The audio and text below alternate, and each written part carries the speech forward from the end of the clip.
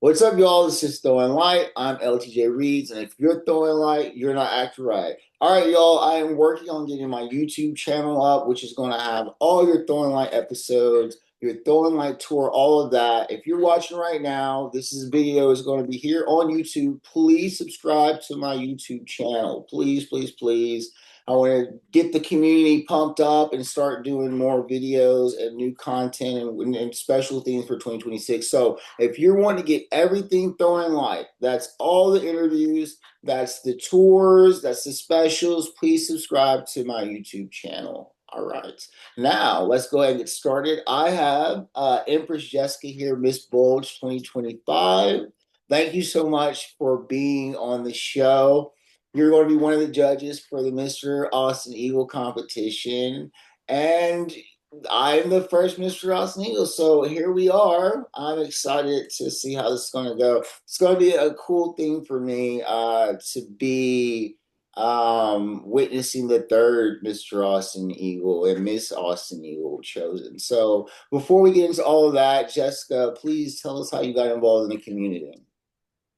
Well, I gotten involved in the community. It was about 8 or 9 years ago. I came from like the just poly and swinger community. I was looking for something a little bit more meaningful and structured for me. I'm not saying those communities are not meaningful and structured, but I wanted something that had structure and more of I would say like known standard. So I found leather. I had somebody that I was dating, and we decided that the best way for us to memorialize our relationship was to add that component. So I got into mentorship. I started to participate in the Onyx Pearls, and I also ended up running a munch. So that's how I got in the community, and I've just been going ever since. I feel like I've had a lot of great opportunities to get to know people, learn about our community, and just see how everybody in the different cultures in leather holds up our values and our standards. What are, what particularly about what are some important values to you in terms of not just being a community title holder, but just being a representative or a member of the community? For me, I have four pillars I always look to: honesty, integrity, loyalty, and trust. Those are very broad things. But that's where I always start is I want to know that people are moving with integrity, and that we're trying to make authentic connections with integrity. I think that honesty is necessary because this is already a smaller community of a lot of people who deal with feeling disenfranchised. So we want to like come correct with each other, and be open, be honest. And I think the trust is part of the safety of if we're going to show up and do the things that we do in this community, we have to be able to trust each other. So I look for that in my leather when I connect with folks. What are some good ways that people can help build trust in the community to you? I know this is something we always talk about, but vetting is so important. Yeah. Uh, Vetting is so important. And I think that not performative vetting, but actually really slowing down your pace and getting to know the people, organizations, communities that you want to be a part of so that you can understand their value systems and make sure that you're aligned. I don't think that vetting always has to be looked at as is this thing or person a bad thing? I think it really just needs to focus more on is this something that is aligned with what I'm looking for and where I'm trying to go. you say performative vetting. Uh, Tell me, say a little bit more about what is performative vetting, because that's a very curious phrasing.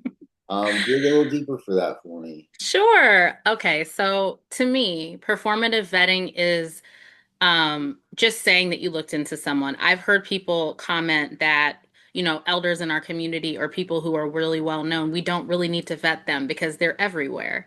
That's not true. I think it's really important that no matter who you're dealing with, you should always vet people. And I wouldn't take it as an insult, and I hope nobody else does that. I don't know, I don't care who you are in the community. I'm going to vet you at the same level that I'm going to vet anybody off the street. Because what I'm looking for is unique to me and my experience. And you might have accolades or a public facing persona, but that doesn't mean that we're aligned.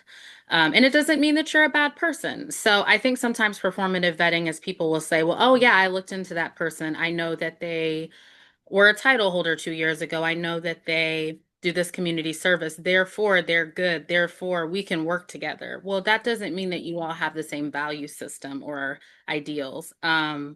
I think another way that I see performative vetting is just simply people saying, I've vetted this person and they don't do the work.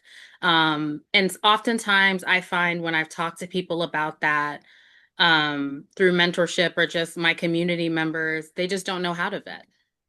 And I know, especially like, betting something I definitely has been drilled in my head from Master Tobias. And so what led you or brought you to the readiness to be the first Miss Bulge 2025? I'm gonna say that up until about a year and a half ago, I had never thought that running for a title or being a title holder was a part of my journey.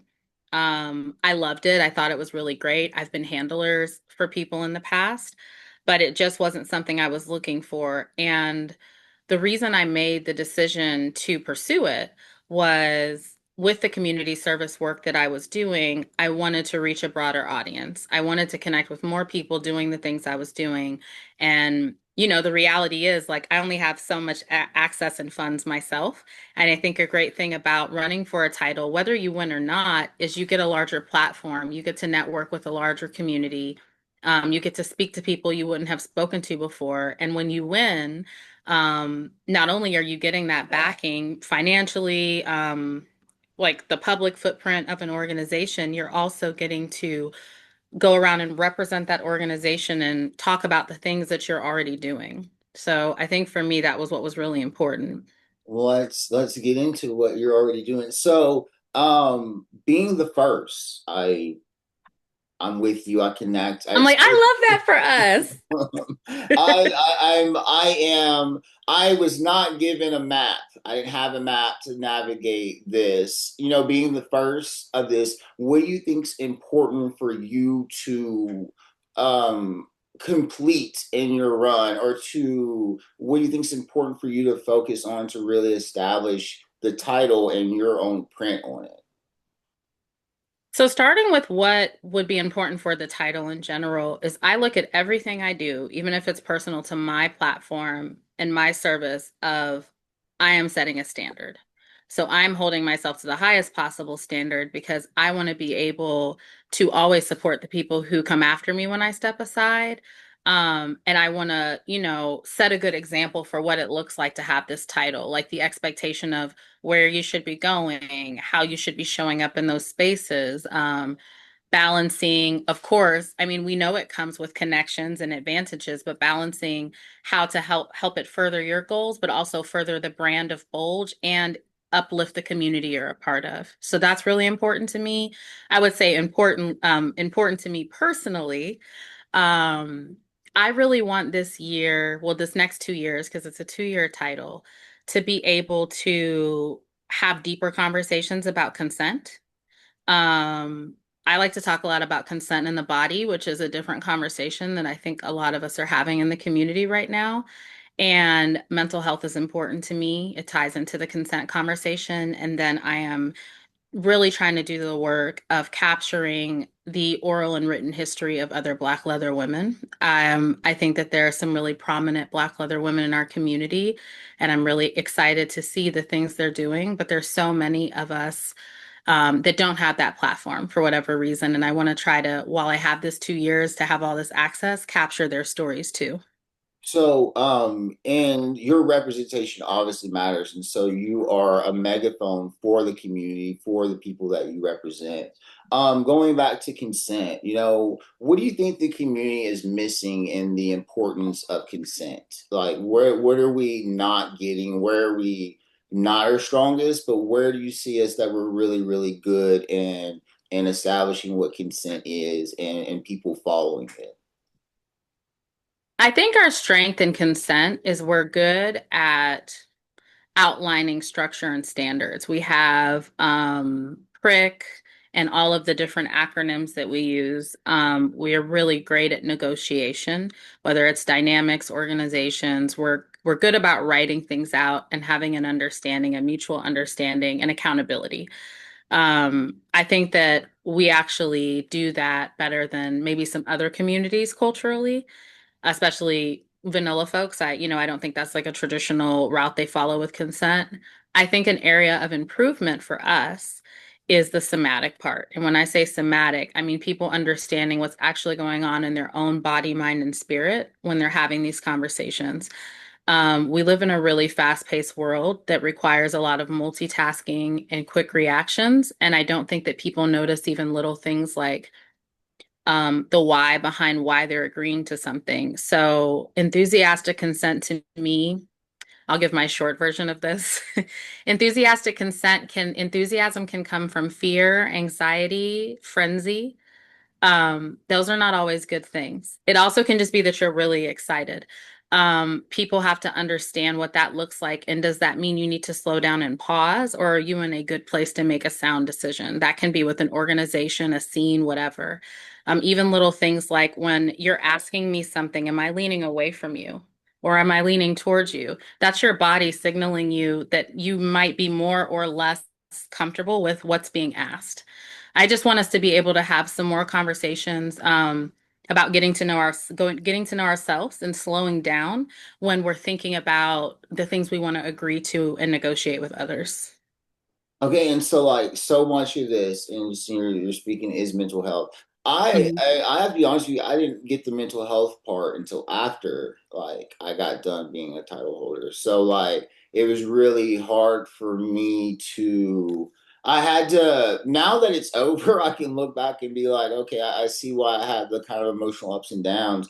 But I wasn't able to fully see what I was doing because I was lost in the anxiety, you know what I'm saying? And Mhm. so my experience was a little hazy, it was a lot confusing a lot of times just because so much of our mental health is trying to determine what reality is. And a lot of things that we think in our head, like sometimes we create conflicts that aren't really there. And Mm. it's a little bit of a battle with yourself. And I don't know if you agree with this or how your experience has been, but I had to really wrestle with, am I overthinking? Am I looking like this, for example? Okay, we all express love in a different way and appreciation. I might have been expecting people to respond in a certain way to my community work that I didn't get, but they were still supporting Right. me in their way. And I think that a lot of times we expect people to show up exactly like us, and so we discredit how they show up, right? You bring up a really good point with that. Yes, people wanting us to show up the way that they show up. So if we do not show up that way, Right. they don't feel like we're showing up. Hmm. But that I feel like I'm a very honest person when it comes to my experiences, and a little bit I didn't understand that. I didn't have the knowledge and the growth before I went into being a title holder to understand the mental pieces of being a title holder and how it might affect my mental health. How to deal with if I throw an event and someone doesn't like the people that I want to show up don't come, right? But the people that Right. are there, I'm not paying attention to that. The people that are actually showing up, you got that kind of mental battle. We think that things need to play out a certain way. And so I don't know if you have a vision for what you want to be or what you want to evolve into, but are you somewhat kind of conscious of how you develop your not just your aesthetic, but like your legacy of what you want to be remembered as? I think as much as I can as a human being, because none of us are perfect. I could say I'm always thinking about it, but sometimes I'm just a hot mess. I mean, I deal with my own mental health, but most of the time, I try to think about two sides of it. When I look back at who I was 5 years ago, a year ago, 10 years ago, am I being an elder to myself that I would have wanted to have at that time in my life? Even not just even beyond leather, just in my life in general. And will I be able to look back at myself when I'm older and feel good about the path that I was building? And is it getting me where I want to go? because that's all we can do. We're not going to have perfection in that process, but I always am trying to check in with myself about where am I coming from? Am I meeting those goals? Am I feeling good about the direction I'm going in? And, when I'm looking at where I'm going in the future, I just want to make sure that like we don't know the future, right? But I just want to make sure that I'm on track, if that makes sense. Yeah. Because I think especially with title holding and other things that can be really exciting and shiny, um, you can very easily get distracted and end up going like completely left because you get into this culture and this idea like Bulge is amazing. Bulge has its own agenda, right? It's aligned with me to an extent, but I'm still my own person. And I could get so wrapped up in it in the frenzy and look up and be like, okay, I've been doing this for 2 years and I completely left behind my personal goals. It Right. happens. So that constant check-in is important to me. So you're going to be judging the Austin Leather weekend competition, and we might have maybe touched on this a little bit at the beginning, but like we talked about values and things like that. But as someone that is a part of the community and people that might be watching this before coming Mhm. up, what do you look for and the people in your community that inspire you? Sorry, you probably heard my son. He just walked over looking for me. Does So he could you want? repeat that, please? Oh, he's Because more than welcome to join the interview if you would like. okay, yeah, I am a mom, so that is a part of what I'm dealing with. No, that's even more fantastic. So yeah, Yeah, I can I'm what probably gonna is have to hold him for a second. He's a little that's upset. fine. No, no. This is going to be our youngest guest on Throwing Light. Okay. Well, yeah, I'm gonna let me grab him, and if you could repeat your question, give me one moment, For okay? sure. That's Okay. okay. Everyone that's watching, hello.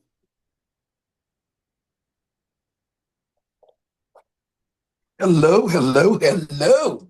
Okay, that's what I like to hear, some hellos as we are on a short break here.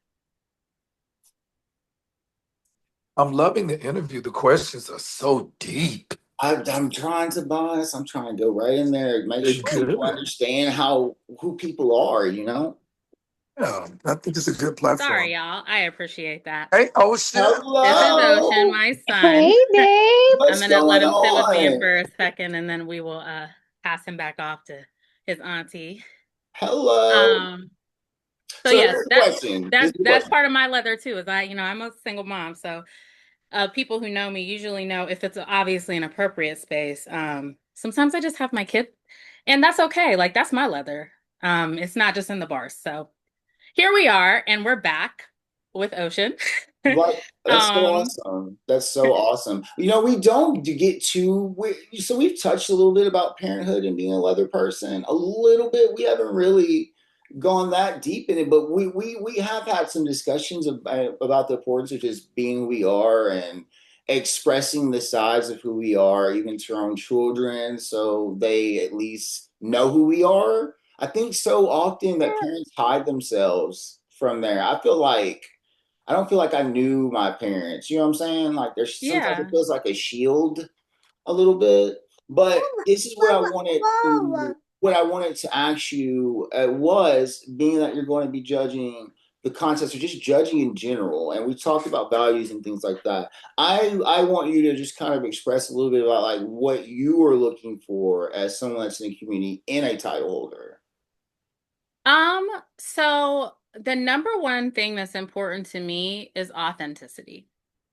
We're not all going to be the same, but I want you to be able to come up and be able to, within reason, sit comfortably in who you are and share that with us. Because no matter what sash you're wearing and what you're representing yourself first. So I want to know you, and I want to know that within reason, as a person who's ready to run for a title, you know enough about yourself to walk around and consistently know what you want to represent, who you want to represent, and where you're going. Mhm. That's the biggest thing I'm looking for. We don't have to be aligned. You're not going to always agree with me. I'm not going to agree with you, but I need to know who you are and I need you to know who you are.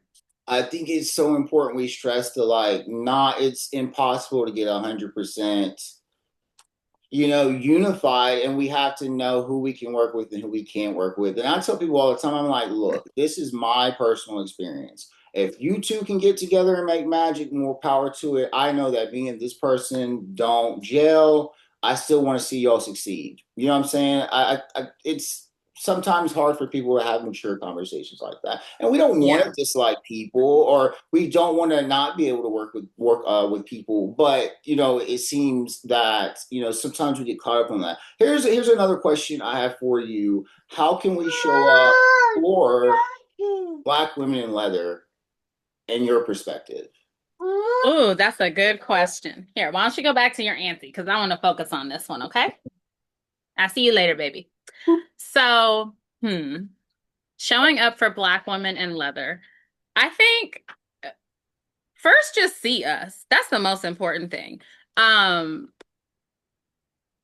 I'm not looking for special treatment. I'm not looking for more softness. I'm just looking for the space that we're already taking up and for people to recognize we're there. So just slowing down and noticing where we are. I think that this is beyond just leather, but historically and just energetically, Black women are raised to be caretakers. We're raised to, whether it's quietly or loudly, show up and build spaces and maintain them. I think that people are used to that, just like we're used to doing it. But I think that there is a lack of recognition of those things, and there's a lot of erasure happening. And it would be a game changer to see more intentional recognition of that, because I don't really think a lot has to change. I think that we just need to honor what's already happening. Hopefully that makes sense. Yeah, I did I had a panel the other day that I did, and one of the panelists talked more deeply about how sometimes we need to be specific, like if we're doing a panel for Black people, if we're doing a panel for Hispanic people, sometimes people think when you say people of color, it's like one race. You get what I'm saying? It's Hmm. not a diverse types of thing. So, people be like, oh, I've got a POC panel and the whole panel is African American. Like we can say, hey, we're going to have a panel of Black people. You know what I'm saying? Like that. There's nothing wrong with being specific to our communities. So something else we got into, which is important, really, really important. I had a panelist discuss about how back during civil rights, how the Black community came together and mobilized, and especially worked through churches. In our community, we don't really have churches; we have the bars and things like that. How can we really mobilize getting ready for 2026? How do we mobilize our people right now more effectively to do the work that's necessary to save our community and not repeat history, in your opinion? That's a really good question. I think we have to get out of the bars a little more. I think that we have to recognize that we are dynamic, full people. And we have to be willing to take who we are into all of the spaces we are and show up as a group. So show up to the bar together, show up to restaurants together, show up to the park together. Because if we have more of that collective unity, I think that does some healing for us, because we're in a different headspace when we're in different spaces. And that's going to help with more well-rounded community work of not just thinking about it on a Friday night when you're also maybe cruising or drinking, but like let's sit down and have conversations over a meal. Let's get together with our kids and really talk about issues that impact us, but are outside of our play spaces and our fun. I think that's really important. I think that also helps us see the dynamic pieces of one another, because there's a lot of intersectionality to who all of us are, right? I'm a Black leather woman. I'm poly. I'm queer. I'm in Atlanta. I'm in the South. You have a totally different experience than me, and I'm not going to be able to capture all of that about you. Um, at a bar or at a conference all the time. Sometimes that's going to happen if we sit down and we have a conversation somewhere else. So I just want us to start to mobilize in other places, because the bars are not where they're coming after us. It's Yeah, at work, it's at school. We need to mobilize there together. you're absolutely right. Okay, Empress Jessica, this is going to be my last question. It's the same question I ask everybody towards the end of the interview. What is some aspect of our community that you believe we're not shedding enough light on? Hmm. that we are not shedding a knife light on. Okay, I've got to pick one. I think real conversations about well-being. I think that we have too many buzzword conversations about mental health and wellness, and it encompasses a lot of different things that we're being impacted by. And we need to really sit down and look at what it actually looks like to be well and how to care for one another. Mhm. We can't all be Instagram therapists and Facebook therapists. Again, for me, it's performative. Getting out of that performative space and getting into being authentic, slowing down and really connecting with other people. I think that we will find that we will heal a lot more. And if we can heal and be present with one another, we can make a lot of magic happen. Right on. Well, before we close up, Tobias, did you want to say anything? I'm just here just enjoying my nice cup of decaf coffee with French vanilla after a long weekend in Florida. But I do have a question. Actually, was what you brought up as far as the POC identifiers and us using buzzwords um, that make people seem more familiar, more safe, and me changing up the language of using POC. All POCs that are under that entire diaspora, they don't always bring us, as far as Black and Brown people, into the conversation. They don't bring our voices and our experiences into the conversation because of their proximity to whiteness. And that's okay. That's completely okay. So, my question that I want to ask Jessica is being that you're centering Black women, how are you going to do that singularly for Black women when white women possibly want to be part of that conversation? Interesting. I don't mind who comes and sits at the table. I just need people to understand who the table's for. So for me, I'll give it a really concrete example. I'm writing an essay series called In Full View that is, I'm interviewing Black leather women. I'm writing an essay about their life. I'm having them read it and tell me if they feel that it conveys who they are, and then I'm publishing them for people to read so that we have more access to people in our community. Um, if a white woman wants to support that and wants to be a part of it, my answer would be you can read the stories. You can find other Black women in the community that you feel haven't been given a platform and you can introduce us. And I've had white women do that in the community, reach out to me and be like, I love what you're doing. I want to be a part of it and help. And that was my answer. And I had somebody really wonderful connect me to three other Black women I didn't even know. So you can still be a part of it. I think the shift is decentering yourself, and being okay with being a part of something, but it not being about you or, resulting in you having a platform from it. Great. Ron. And the other thing too, LTJ, what you said was spot on what I said during my Q&A after my keynote. Is because people have panels that are all Latino. People have panels that are all Asian panels. But when it comes down to us, when it comes down to Black individuals, Black men or all Black women, as Jess was saying, they always water it down with diversity and inclusion. Why in the fuck do we have to be diversity and inclusion when we are standing on period that we are Black? And we deserve spaces and panels that are all Black as well too. They just had an all Latino panel right in Fort Lauderdale, for Florida Leather Week. And that's something that I'm moving and shifting towards to make sure that my intentional actions are exactly that. And it could very well change, but using the word POC is not something that I'm using until I know that the community is changing that entire narrative. So sorry for my voice. It's all messed up from the weekend, but thank you. The interview was wonderful. As usual, LT, you know, thank you for supporting my sister and my baby. And I thoroughly enjoyed myself. I enjoyed it. I really did. I just want to say, like, going back to the like having all, Latino panels. I don't like. It's like there's this fear of like being like, oh, we're gonna have an all black panel. I don't know why it's with black people. There, it like I can it's tell like. you why. Don't say it.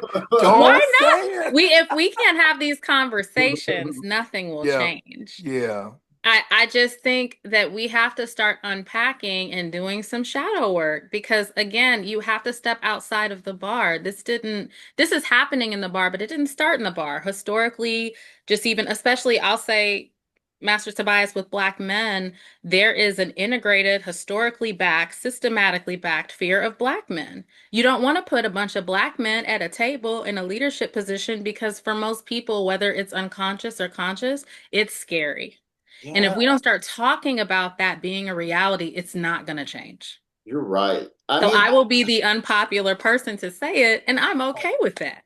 I Yes. wanted you said that for me. That's what I want. I thank you. I mean, we have and look, that's where I wanted to exactly get to. And it's weird, y'all. It's so weird. You know what I'm saying? So But I would. it's the fear. It really is the fear of the unknown. A Mhm. lot of times, when I'm in spaces where that are white dominated, I think they feel fear because they've never had to cross that side of the tracks. They've never really dealt with someone that was strong in their blackness and aware and woke. I mean, like super woke, like woke as fuck. They're not used to that because they've never had to. So when we show up in the same space and we're loud and we're giving our experience and, sharing just as they are sharing, they can't identify with that because they're not used to seeing that. But the only thing that I would caution anyone is to be careful about constantly educating people, always going to be the thesaurus or the dictionary for people who are unaware. You have a phone, a TV, a computer, an iPad. Educate yourself, then present yourself in the space to make it better. Don't expect us to exert emotional and sometimes physical, verbal acrobats to bring you up to speed what is done to suppress my people. You need to educate yourself. It's a whole big world out there. Ask your people that look and sound like you who are aware to educate you. But it's not our job to constantly educate people historically who have oppressed us. You can tell when That's people all. or people get people are tired of that, and you're not going to get the Yeah. responses that you want. You know what I'm saying? Because people are tired. Yeah. Yeah. And All go Yeah. right, to y'all. Well, I appreciate therapy. them. What'd you say?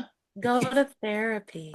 It If needed. works. Get a life coach. Get a It spiritual works consultant. Do it however you need to, but please talk to somebody. for sure. Amen. Yes. Amen. Get a therapist. I can't tell you. For I a can't little tell you. bit, it'll Yeah. help. All right. Well, there's one thing you have left to do, Empress Jessica. You got to close out this show, okay? So I'm going to count to three, and when I count to three, you're going to say, if you're not throwing light, you're not acting right. Are you ready? First, can I say something to you? For sure. I want to thank you for allowing me to come into your space. This has been very positive, and I am looking forward to getting to know you. Thank you. We're going to You hang are out doing next week. great work. Thank you so much. I And appreciate it. yes, we are going to hang out this weekend, but I wanted to make sure that I said that because I want to recognize the work that you're doing, and Thank I you really so much. appreciate you connecting me to it. So I'm looking Of forward to getting to know course, of you. course, of course. But now I'm ready. It's the spirit, the energy, and I just gravitate to the light. So thank you so much for doing this. But are you ready? I'm ready. One, two, three. If you ain't throwing light, you ain't acting right. There we go. Here we are. This is like I think it's episode 124. Oh my gosh. Okay, well, kudos to you. This is great. Yeah, we've been doing this now. We've been having these conversations. I tell everybody it's like every interview I have, I feel like I grow. I try to mature. You know what I'm saying? I've learned a lot, and I've absorbed each of these interviews into me, and I want to continue to just through the valleys and the mountains, try to get people representation and get people seen. So this isn't going to stop. I look forward to see how it, it's evolving now. It's now doing a tour. Like, I'm excited to see Yeah. how all this works out. So I appreciate all of y'all supporting us. All right, y'all. Well, I Awesome. guess that's it. This has been Throwing Lights. That's been another episode, and we'll see you later. Bye. Good night, Bye. everyone.